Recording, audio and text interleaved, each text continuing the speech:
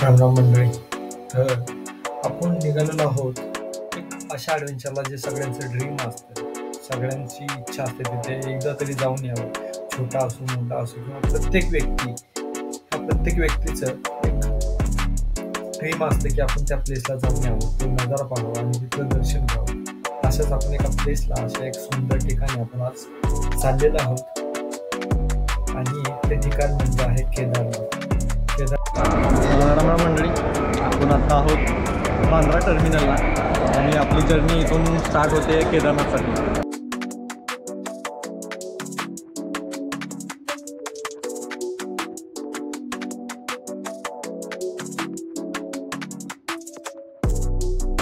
आपण आता वांद्रे जो टर्मिनल आहे आपण आता तिथे आहोत आणि आपल्यासोबत आज या जर्नीमध्ये, आपल्या या प्रवासामध्ये एक यूट्यूबमधली नामी हस्ती, त्याचं एक खूप मोठं चॅनल आहे रविराज ढगे व्लॉग म्हणून, तुम्ही जाऊन बघू शकता आणि फॉलो करू शकता. तर आपल्यासोबतच आहेत. तर हे आपल्या या जर्नीमध्ये ह्यांचेसुद्धा व्लॉग आपल्याला पाहायला मिळतीलच आणि आपलीसुद्धा पूर्ण ही जर्नी आहे ते आपण पूर्ण रेकॉर्ड करण्याचा प्रयत्न करणार आहोत. आणि सर्व मित्रांना सांगतो, तुम्ही अक्षयला नक्की फॉलो करा. त्या चॅनलचं नाव आहे माउंटेन मराठी. सर धन्यवाद सर. आणि आपण आत्ता जे आहोत ते टर्मिनलमध्ये, आपण यांचं बातचीत आपली कंटिन्यू चालू राहणारच आहे पूर्ण ट्रेनमध्ये आणि पूर्ण हे पुढचे जे 9 दिवस आहेत ते पूर्ण 9 दिवस आपली बातचीत चालू राहणार आहे. आणि इथून तुम्हाला या टर्मिनलचा नजारा जो आहे आणि यातल्या एक रेस्टॉरंटबद्दल जो रिव्ह्यू आहे तो आपण यांच्याकडूनच घेऊया. पहिला रिव्ह्यू घेऊया. सर मग रेस्टॉरंटबद्दल रिव्ह्यू काय वाटतो की आपण जो आता नाश्ता केला, आता दाखवतो तुम्हाला रेस्टॉरंट. बघा हे समोर आहे बांद्रा टर्मिनलमधलं सोपान रेस्टॉरंट. तर इथं आम्ही आत्ता जस्ट ब्रेकफास्टसाठी थांबलो होतो किंवा ब्रेकफास्ट वगैरे. तर तुमचा रिव्ह्यू द्या सर याच्याबद्दल.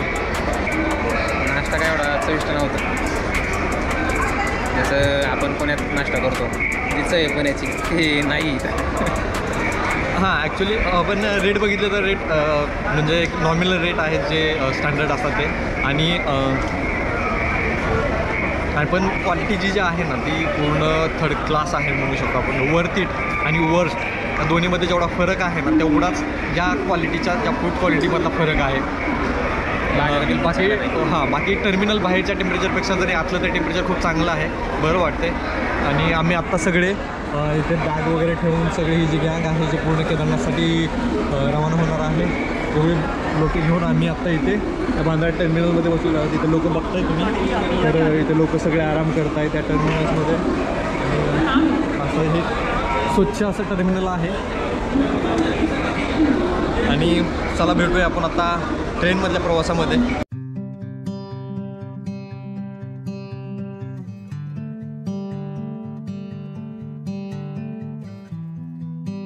गरीब रथ आहे ना, गरीब जनता, आपली गाडी आहे ती गरीब जनता गरीब रथ. आपला जो प्रवास सुरू झालेला आहे आत्ता मुंबईमधून, वांद्रेमधून ते डायरेक्ट दिल्लीपर्यंत. आणि आपल्यासोबत आपल्या जे प्रत्येक वेळेस ट्रेकिंगमध्ये असतात तेच आपल्यासोबत पार्टनर, ट्रेकिंग पार्टनर निरंजन. तर तेच आपल्यासोबत आज लीडर म्हणून आपले गाईड करणार आहेत आपल्याला.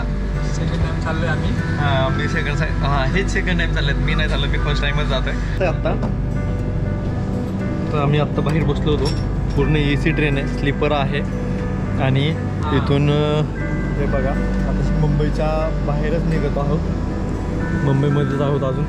आणि हे आणि इथं म्हणजे मी इथं बाहेर आल्यानंतर मला एक गोष्ट कळाली की जो आमचा मित्र आहे यावर जाऊन आला होता त्यावेळेस नंतर मला कळालं की ज्यावेळेस आपण ह्या त्या ACच्या बाहेर येतो ना, आपल्याला बाहेर बसायचं असतं तर आपल्याला अशी एक सीट भेटते.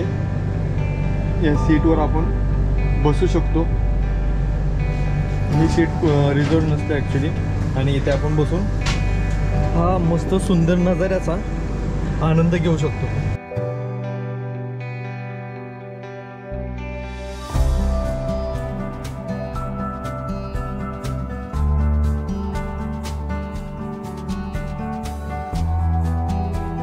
महाराष्ट्रानंतर गुजरात हे जे स्टेट लागतात ते त्या गुजरात स्टेटमधली जी गुजरातची जी राजधानी आहे त्या सुरतमध्ये आपण आज आलेलो आहोत आता. आणि एका ह्याच्यावर आपल्याला 3 लोक भेटतात. तर हा आपला आहे मित्र जो आपला सबस्क्रायबर म्हणून आहे आणि आपल्यासोबत केदारनाथची जी ट्रिप आहे तो पूर्ण करणार आहे आपल्यासोबत आणि बऱ्याचशा ॲडव्हेंचर गोष्टी. आणि किती वेळ आता 10वीं हुई है. 10वीं पे गया मैं. हो गया 11th पे गया. अच्छा, तो 10वीं का इसका एग्ज़ाम भी हो गया और अभी 11th में गया. तो अभी ये करने जा रहा है केदारनाथ. आप किधर से आए? उधर से. पुणे में किधर से? बिबेवाड़ी कोरबा. बिबेवाड़ी. अच्छा, कैसा गया एग्ज़ाम? अच्छा गया. अब अभी मतलब केदारनाथ का प्लान कैसे बन गया चलने से? कुछ प्लान तो नहीं था बट मेरी मम्मी ने आपके साइड से 2-3 ट्रैक्स किए तो मतलब मेरा प्लान तो दूसरी जगह था, मनाली नैनीताल ऐसी जगह था, लेकिन फिर मम्मी ने ये जगह बताई फिर थोड़ा नया ट्राई करने के लिए ऐसे ट्रैकिंग वगैरह, तो फिर ऐसा प्लान. अच्छा, इसके पहले घूमे हो कहीं भी? घूमा तो हो बट ऐसा अकेले फर्स्ट टाइम है. अच्छा, अकेले कर रहे हो पूरा केदारनाथ? हाँ. अभी एक्सपीरियंस कैसा लग रहा है? अभी थोड़ी सी घबराहट है, अच्छा लग रहा है? अभी तो अच्छा लग रहा है, घबराहट नहीं हो रही है. अभी नहीं, पर स्टार्ट में हुई थी क्या थोड़ी बहुत? 2-3 घंटे स्टार्टिंग. अच्छा, वो जब हम पुणे से निकले थे तब से. हाँ. जब तक मुंबई में आते और इस ट्रेन में बैठते तब तक घबराहट थी? थोड़ी बहुत. अच्छा. अभी तो कंफर्टेबल. अच्छा, कर पाओगे अभी पूरा? ठीक है, चलो अच्छा है, फिर हम तो मिलते रहेंगे. अभी ये ट्रेन कैसा लगा आपको? बहुत अच्छा है, कंफर्टेबल है, एसी है. वो अच्छी बात है. हाँ. तर बघू शकता तुम्ही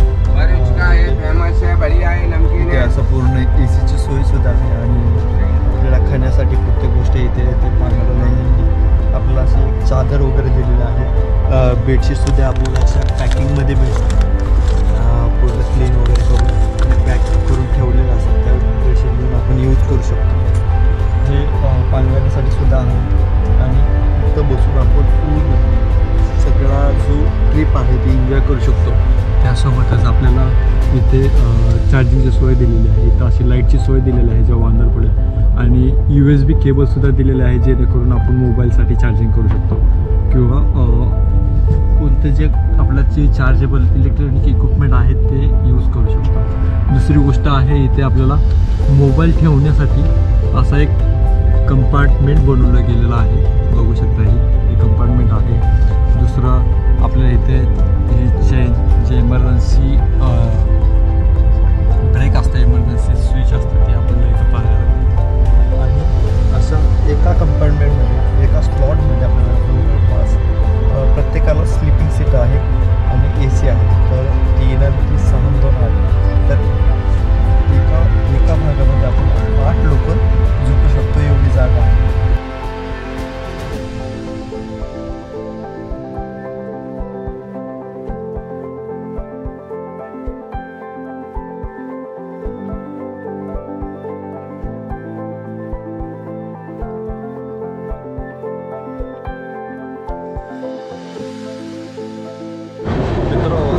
प्रवासाला जो मणीनगर आले, मणीनगर 6.5 तास झालेले आहे. आता आपण गुजरातमधील मणीनगर येते सीटच्याच बाजूला बसून इथं आनंद घेत आहोत. इथल्या गुजरातचा 20 किलोमीटर अहमदाबाद सिटी आहे. मी लास्ट टाईम ज्यावेळेस गुजरातला आलो होतो तो मला जवळपास इथे वडोदरापर्यंत येण्यासाठी 12 तास लागले होते. पण बाईकवर असताना बाईकवर गेलो आणि तोच रूट मी जर बाय ट्रेन आलो तर तो मी पुणे आपलं गुजरात आपलं मुंबई ते सुरत हे 3.5 तासात आलं. एक डिस्टन्स टाईम बघू शकता आणि डिस्टन्स बघू शकता. तर डिस्टन्स हे मुंबई ते सुरत खूप जास्त आहे आणि बाईकवर आपल्याला जवळपास 12 ते 14 तास लागतात. पण तेच ट्रेननं आपल्याला 3 ते 3.5 तासातच आपला हा प्रवास पूर्ण होतो. माझा एकदम जवळून पाहण्याचा हा पहिलीच वेळ आहे.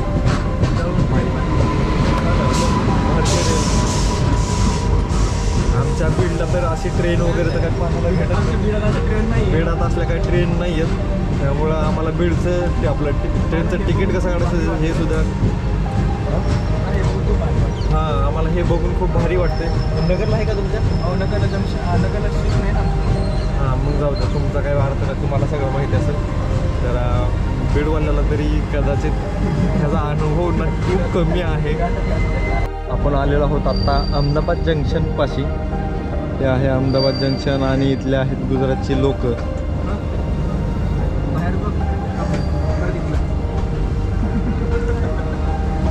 आपण आलेलो आहोत आत्ता अहमदाबाद जंक्शनला. तुम्ही बघू शकता हे अहमदाबाद जंक्शन आहे. 1-2 मिनिटासाठी गाडी थांबलेली आहे.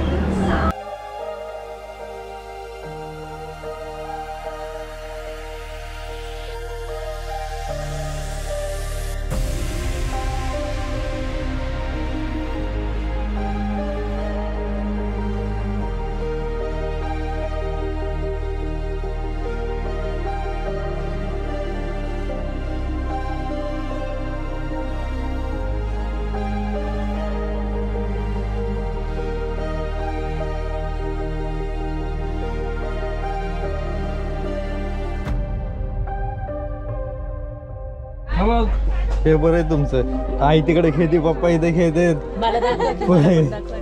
तुम्ही सगळे दिसताय की नाही दिसत? मी नव्हते दिसत. आता दिसतंय का?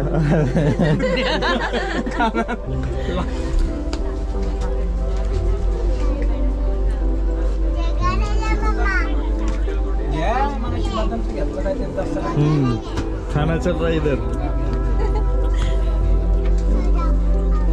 इकडं लाईट का बंद केली? लाईट लावायची नाही इथली.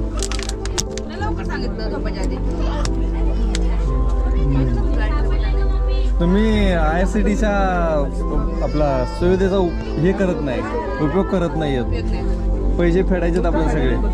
माझ्याकडं एनर्जी ड्रिंक आहे, 2 एक्स्ट्रा लाडू आहे, अजून चिवडा आहे. सगळं दिन माझी एक रील्स याच्यात काढायची. चालेल मग, चालेल डील फिक्स झाली. बघा अजून कोण काय डील करतोय ते सांगा.